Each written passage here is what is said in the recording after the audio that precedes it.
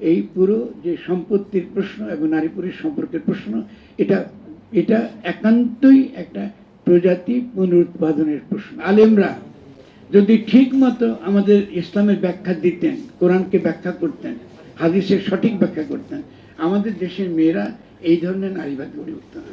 আমরা ভুলে যাই যে আমরা শুধুমাত্র আমাদের শরীরের একটা ফাংশন নিয়ে বাঁচি না। যৌনতা একটা মাত্র ফাংশন, কিন্তু শরীর কিন্তু আর অনেক ইম্পর্টেন্ট রোল প্লে করে। ফলে এই ফাংশন দ্বারা যখন আমরা কোনো ব্যক্তিকে যখন নিরূপণ করতে যাই, তাকে সম্পর্কে সিদ্ধান্ত নিতে যাই, তখন এই ধরনের ভুলগুলো আমরা করি। এবং যেটা আসলে আমাদের সমাজে যেগুলো ইস্যু, যদি নারী কমিশনের ইতিবাচক যদি তাদের কিছু থেকেও থাকে আকাঙ্ক্ষা, সেই আকাঙ্ক্ষাটুকু কিন্তু আমরা তখন ধরতে পারি না। এটা একটা জটিলতা তৈরি করেছে আমাদের।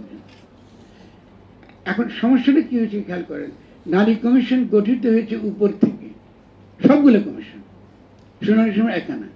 ইউনূস সাহেব এসছেন, তাকে একটা গণঅভ্যুত্থানের মধ্য দিয়ে আমরা বলছি তিনি আসেন, কারণ আমাদের আন্তর্জাতিক আমরা দুর্বল দেশ।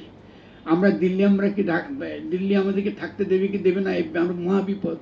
এর মধ্যে আমি মনে করছি তিনি আমাদেরকে রক্ষা করবেন, হয়তো তিনি রক্ষা করছেন জানি না আমি, কিন্তু তিনি এসে তো বুঝতে হবে যে এই সমাজটা শুধুমাত্র এই ঢাকা শহরের কিছু এলিটদের সমাজ না, এই সমাজটা আরো অনেক বড়। ফলে তিনি এসে কতগুলো কমিশন বানাই দিলেন, উপর থেকে বসানো, বাচ্চা ওনার পছন্দের কিছু লোক উনি করে দিলেন, হুজুরকে ফাইন, কিন্তু তারা সমাজ থেকে প্রতিনিধিত্বশীল না।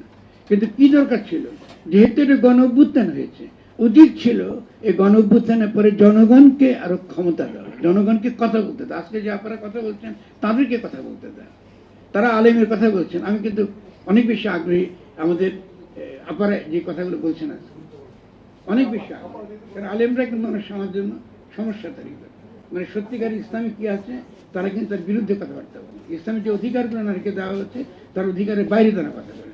ফলে আমি সবসময় আলেমদের পক্ষে না, আমাদের প্রাজ্ঞ আলেমরা আছেন, আমি খুব শ্রদ্ধা করি, ভালোবাসি, তাদেরকে আমার সম্মান আছে। কিন্তু তারা আজকে ঠিক মতো আমাদের আলেমরা যদি ঠিক মতো আমাদের ইসলামের ব্যাখ্যা দিতেন, কোরআনকে ব্যাখ্যা করতেন, হাদিসের সঠিক ব্যাখ্যা করতেন, আমাদের দেশের মেয়েরা এই ধরনের নারীবাদ গড়ে উঠত না। ফলে আমাদেরকে খেয়াল করতে হবে কোথায় আমরা পিছিয়ে পড়েছি। কারণ যে অধিকার ইসলাম দিয়েছে, একটা কর্তা সত্তার স্বীকৃতি, নারী একটা কর্তা, তার একটা এজেন্সি আছে। আমি স্বীকৃতি যে ইসলাম দিয়েছে আজকে থেকে 1400-1500 বছর আগে, এটা পাশ্চাত্য আসছে অনেক পরে, সম্প্রতিকাল এসছে। এবং তারাও জানে এটা নিয়ে তারা কি করবে। ফলে নানান রকম নারীবাদী ধারা ওখানে গড়ে উঠছে, এবং গড়ে ওঠার ফলে একটা বড় ধরনের তর্ক তৈরি হয়েছে। এখন পরিবার কথাটা কি বলছি, কেন বলছি, কারণ পরিবারের মধ্য দিয়ে কিন্তু সম্পত্তি কিন্তু হাত থেকে হস্তান্তর হয়।